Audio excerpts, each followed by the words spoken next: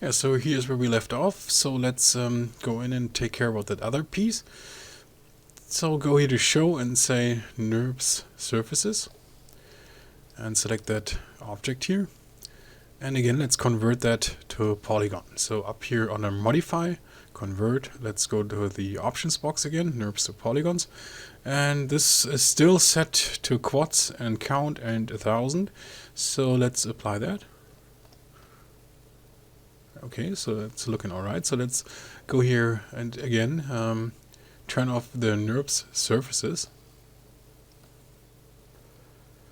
And then let me hit Alt H to hide everything else, everything that you haven't selected.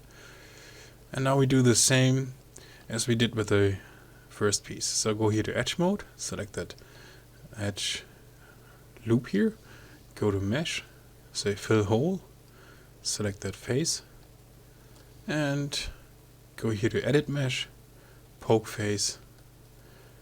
Okay, and let's extrude that. Click on that blue box here and then scale that in from the center, somewhere about here. And then let's insert an edge loop somewhere about here. Let's see how that looks if we smooth that guy. Hit 3. Let me turn off wireframe on shaded. Okay, we got a little issue here up here.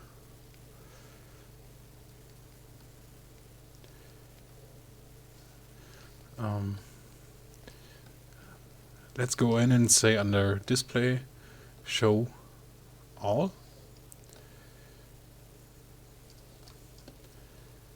So that's something that we won't see in the end. So if you take a look from the top view, let's turn off nurbs curves and nurbs surfaces here as well. So yeah, obviously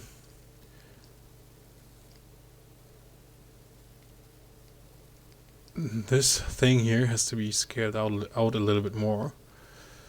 So let's do this by taking a lattice. So select all of those and then go here to animation and create a lattice. And let's set the S divisions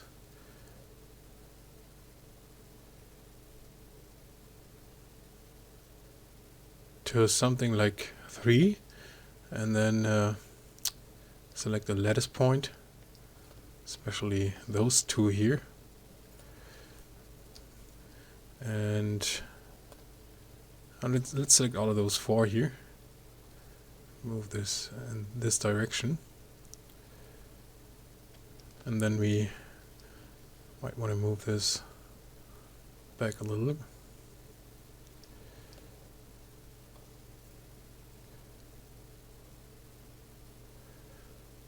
Okay, so now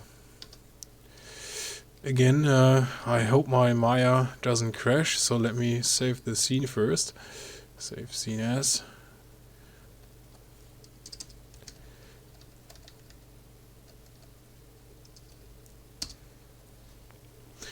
And then yeah, crossing fingers, let me delete the history. Oh, that worked this time. Okay, so let's smooth that guy out. It's still looking good. So now let's go in and redo the same on that other piece here. So we have to scale that up. So let's go to vertex mode. And let's select all those vertices. And again, let's create a deformer, a lattice. And again, let's give it a S division of 3. And then select the lattice point. And then we select all of those and move those, yeah, right there. So almost intersecting here. And we could go in and, if we have the lattice here in place, Move this guy here close to that point, and then take this one here, move it into position, and let's check that out. So again, let me hit 1 to go to low poly view, and I'm saving that out right now, and delete the history. Yeah, that worked out nice. Okay, so now hit Alt H to go to hide everything else in the scene. So hit 3. Okay, and then let's take care about the other side here. So select that object. We do the same stuff here. So again, select that edge loop here, and say under polygons, mesh, fill hole. Select that face here, edit mesh, poke face. With the faces selected, extrude. Click on that blue box here from that scale tool, and then scale that in somewhere about here. Okay, and then let's insert an edge loop somewhere here. Then let's take that guy and smooth it out. Okay. Yeah, like I said before, so there's a little issue here on that edge. You won't see that later on.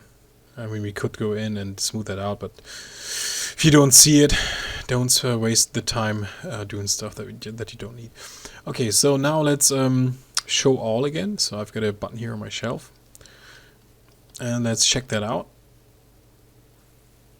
It's looking good. Okay, so now we are ready to take this guy and duplicate that. So it's got its pivot here in the center of the grid, which is fine, and the scale here is right, so hit Ctrl D and scale that -1 in X, and then select both objects. It's something that we do a lot here in this tutorial, and combine that, and select the vertices in the center, and it doesn't matter if you have selected more, if your merge settings are right, so merge. And now we've got one object here. We smooth that guy out, looks good. Okay, so now we take this guy here, and yeah, what we could do is create an instance. So we created other instances here, and the advantage of that is if you tweak some words later on, you only have to tweak one.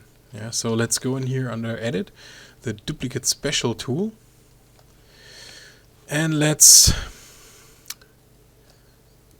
set this to instance, and you can parent that or whatever you want to. It doesn't really matter in this case. And then let's set this here to 0 by the rotation, and we want the scale a -1 in X. So you have to type in -1 here, number of copies 1, and say say apply. And there you go. So like I said before, the advantage of an instance is so if we later don't like that shape here or want to tweak something, we go in here and select the original one, and as you can see, if you change vertices here, that's doing the same on the instance. Okay, so I didn't mention that when we instanced some other parts here on top of that watch.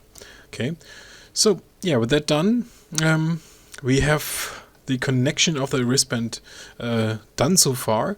So now we take care about the other pieces that will be the main part of that wristband. Okay, yeah, so let me pause the video and see you in the next one.